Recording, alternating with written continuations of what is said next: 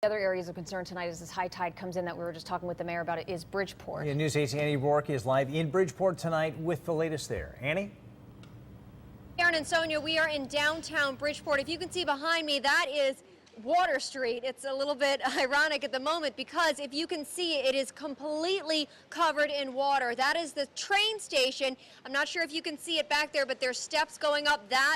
Those are the steps that go up to Metro North here in downtown Bridgeport. This entire area has been flooded. It's actually coming in from where the ferry entrance is. This is near where you can pick up the ferry to Port Jeff in New York, and that has flooded. All of that water is pouring into these streets, going all the way through downtown Bridgeport here. It is difficult driving around the streets here. You cannot basically go at all south of 95. That's pretty much sort of the border. Even it creeps up a little bit, it would be difficult to get to some of the ramps here. All of that south of 95 at this point is pretty much underwater. Bridgeport is definitely one of the harder hit areas in the state. We have also seen some really strong wind gusts. We saw a lot of trees coming down. We did see earlier on Birmingham Street in Bridgeport, we saw a tree that came down, took out 2 cars and a boat in a driveway of some people there.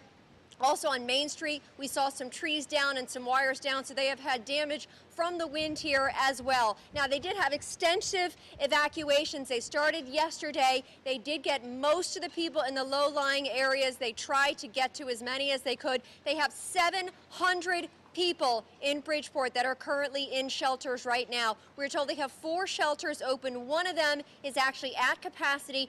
3 of them are not, and they still have room if somebody feels like they're not safe in their house and they can get to the shelter. That is an option, and they said you can bring your pets, so don't worry about that. Now, we have had extensive power outages in Bridgeport as well. They did have to shut down 2 substations here because they were concerned with the flooding.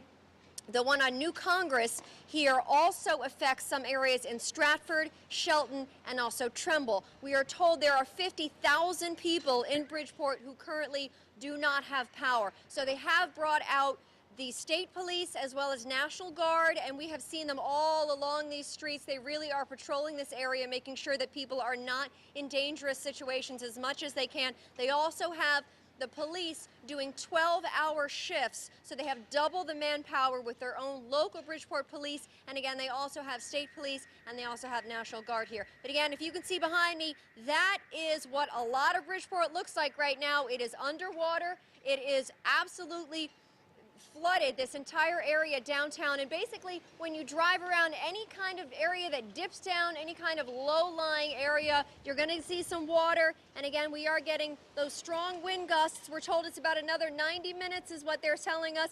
They think that it should peak about that time. Obviously, our meteorologists can tell you a little more accurately about that, but they are holding steady in Bridgeport. There are no reported injuries here at this time, and they consider that good news. Back to you guys.